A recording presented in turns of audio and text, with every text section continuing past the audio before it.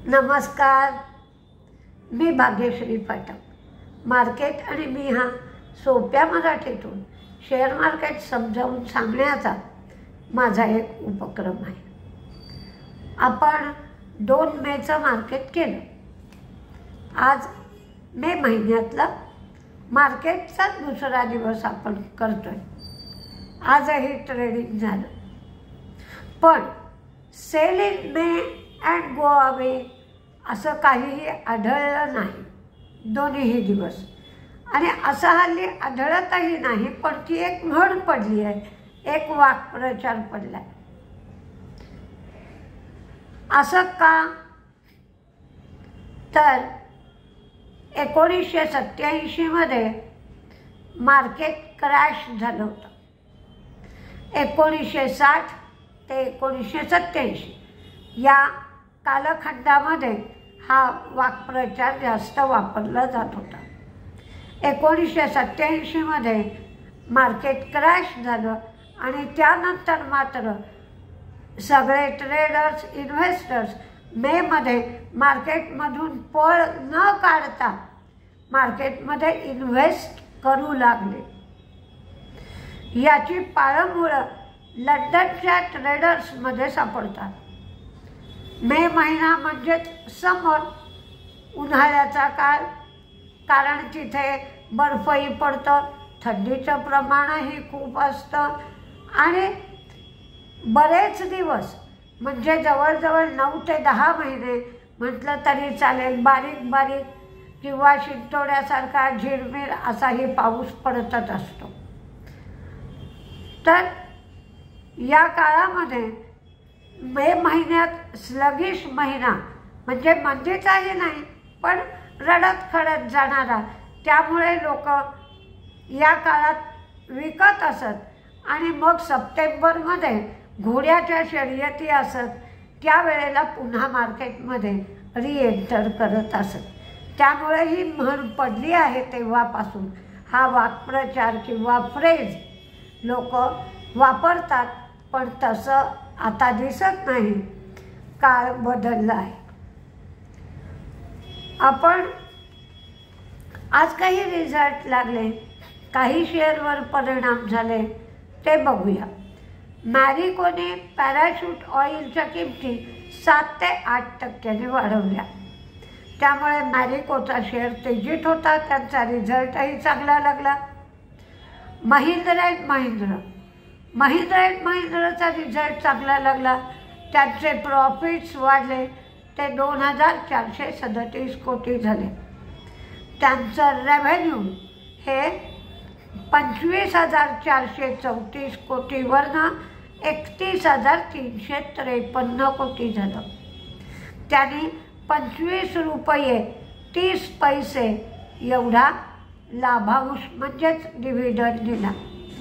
त्यांचं मार्जिन 13.4% वरनं 14.9% एवढं झालं। त्यामुळं मार्केटने पण चांगला रिस्पॉन्स दिला। महिंद्रा अँड महिंद्राचा शेअर आज दिवसभर तेजीत होता। देवयानी इंटरनॅशनल यांनी मुंबई विमानतळावर न्यूयॉर्क फ्राईज याचं एक स्टोअर उघडलं। कल्याणी स्टीलचा रिझल्ट लागला, प्रॉफिट वाढलं, रेव्हेन्यू वाढलं, मार्जिनही वाढलं, रिझल्ट चांगला आला।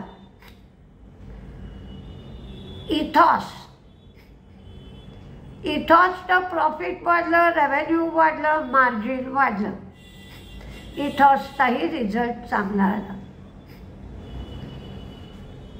आता लोकांची अपेक्षा अशी आहे, किंवा जे कोणी व्हिडिओ ऐकतात, ब्लॉग वाचतात, की मी रिझल्ट चांगला इतक्या मर्यादेपर्यंत सांगू शकते, त्याच्या पुढे जाऊन त्याचा परिणाम शेअरवर काय होईल, चांगला होईल का वाईट होईल, मग आज शेअर वाढेल का पडेल, एवढ्या मर्यादेपर्यंत सांगण्याची परवानगी आम्हाला लोकांना नसते.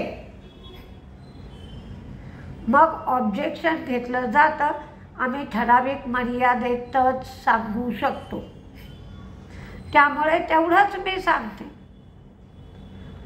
आणि कधी ना कधी मध्ये मधल्या व्हिडिओमध्ये मी सांगत असते की परदेशात बाबा अमुक एक घडलं किंवा तिथे नॅसडॅक तेजीत असला तर आपल्याकडे IT सेक्टरमध्ये तेजी असते, किंवा तिथे FMCG तेजीत असला तर आपल्याकडेही FMCGमध्ये तेजी येण्याची शक्यता असते.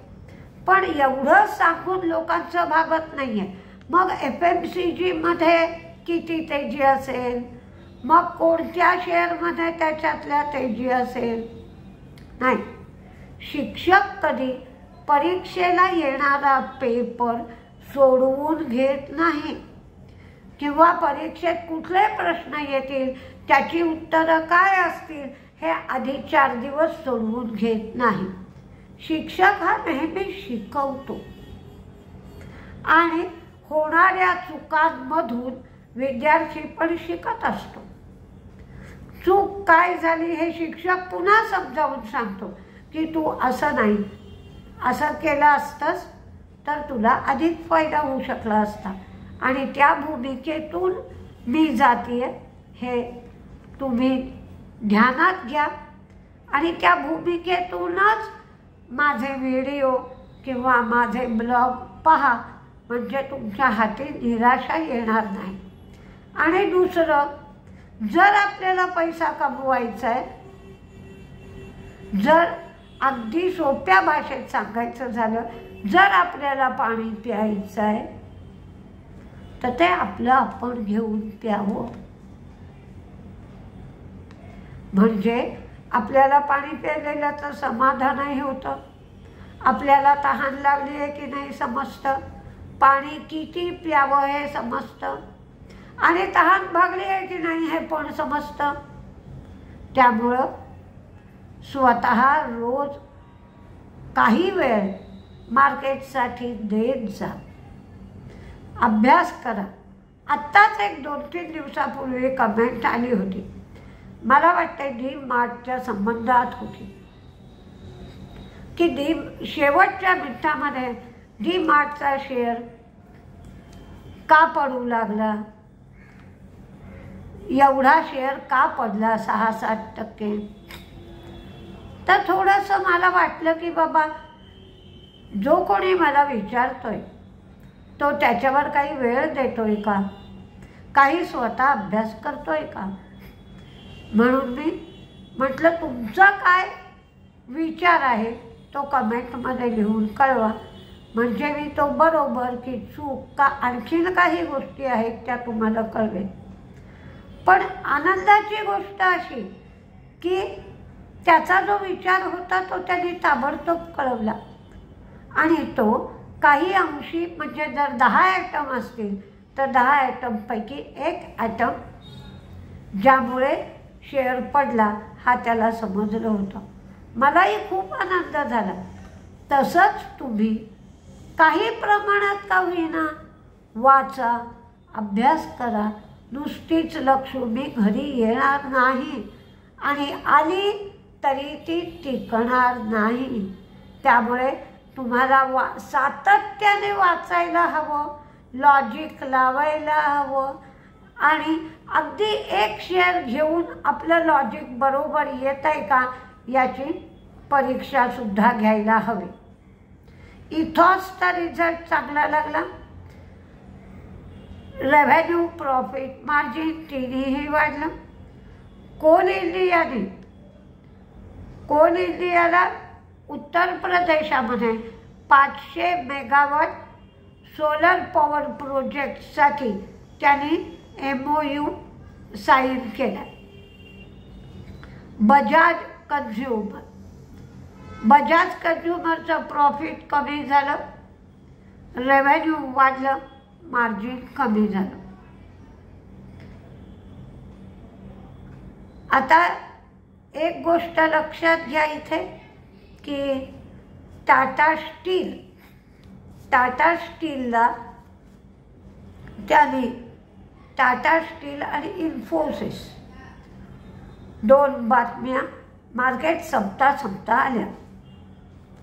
टाटा स्टीलने 300 एकर जमीन ओरिसामध्ये घेतली होती आणि बरेच दिवसापूर्वीची ही गोष्ट आहे, पण त्याच्यातली 10% जमीनच त्यांनी वापरली आणि बाकीची जमीन तशीच पडून आहे.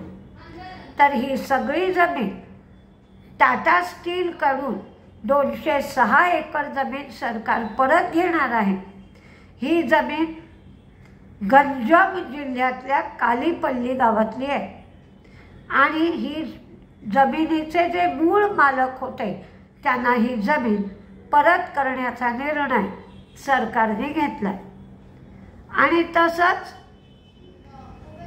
इन्फोसिसच्या बाबतीतही घडलं आहे की मध्य प्रदेशात इंदूर येथे 50 एकर जमीन परत घेण्याचा निर्णय मध्य प्रदेश सरकारने घेतला आहे. ही जमीन इन्फोसिसला अलॉट झाली होती. इंदोरमध्ये सुपर कॉरिडॉरमधली ही जमीन होती.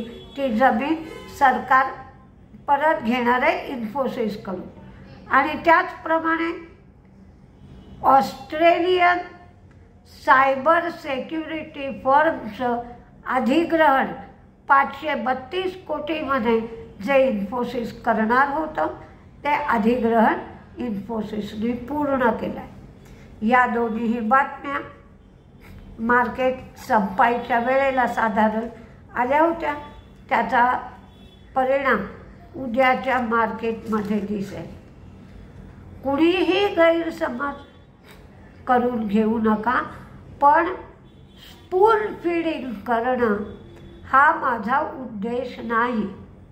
आणि मला कधी कधी असं पण वाटतं की स्पून फीडिंग करत असताना मला वाटलं समजा की हा शेअर तेजीत जाईल आणि नेमका त्या दिवशी मार्केटमध्ये मंदीत गेला किंवा हा शेअर मंदीत जाईल आणि त्या दिवशी नेमका तेजीत गेला.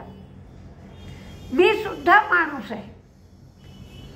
माझा 90% बरोबर येत असेल, तुमचं 75% बरोबर येईल, आणखीन कोणाचा 60% बरोबर येईल. जसा जसा तुमचा अभ्यास वाढेल तसं बरोबर येण्याची शक्यता किंवा प्रोबॅबिलिटीसुद्धा वाढेल. पण माझ्यामुळे कोणाचं नुकसान होऊ नये असं मला वाटतं. त्यामुळे ज्याचा त्याने अभ्यास करावा. एक बातमी सांगितली की त्याचा परिणाम होईल. साधारण बातमीवरनं कळतंच की वाईट परिणाम होईल का चांगला परिणाम होईल. मी रिझल्टचा परिणाम सांगतच असते. आज तरीसुद्धा मी तुम्हाला कमेंटमध्ये दिलं आहे की एखाद्या पेरेंट कंपनीचा रिझल्ट, ती पेरेंट कंपनी दुसऱ्या देशात काम करते, तिथे तिच्या शेअरवर परिणाम झाला असेल तर तिची जी सिस्टर कन्सर्न आहे किंवा सबसिडियरी आहे तिच्यावरही परिणाम होऊ शकतो किंवा होत असतो. त्याचप्रमाणे American depository receipts, Asian depository receipts, अशा याच्यात ज्या ज्या कंपन्या काम करतात त्यांचे ADR, GDR जर वाढले, ग्लोबल डिपॉझिटरी रिसीट्स असतात, तर ADR, GDR जर वाढले तर भारतातले शेअरही वाढू शकतात. ADR, GDRचा भाव कमी झाला तर भारतातला भावही कमी होतो भारतात त्याच शेअरचा. तर कृपा करून तुम्ही अभ्यास करा. माझ्यावरच काय, पण दुसऱ्या कोणावरही अवलंबून राहू नका. कोणालाही हा शेअर घे, तो शेअर घे सांगू नका, कारण दुसरा माणूस त्यामुळे परावलंबी होतो. परावलंबी जीणं, पुस्तकी विद्या जगण्यामध्ये कुठलाही अर्थ पोचत नाही. स्वावलंबी व्हा, म्हणजे जे मेक इन इंडिया आहे तसंच आपण स्वतः चॉईस करायला शिका. आणि स्वतःचे स्वतः पैसे कमवायला शिका आणि स्वतःच्या निर्णयांमुळे खूप आनंद मिळतो, तो आनंद मिळवायलाही शिका. कृपा करून माझ्यावर रागवू नका. हे सगळं तुमच्या भल्यासाठी चाललं आहे आणि मलाही त्यातून खूप आनंद मिळतो. ज्या वेळेला तुम्ही असे तयार व्हाल, तुम्हाला समजू लागेल, त्यामुळे तुमच्यामुळे आणखीन 100 लोक तयार होतील. अशी एक साखळी आपण सगळेजण मिळून निर्माण करू शकतो. आता आपली भेट उद्या सकाळच्या व्हिडिओमध्ये होईल. नमस्ते.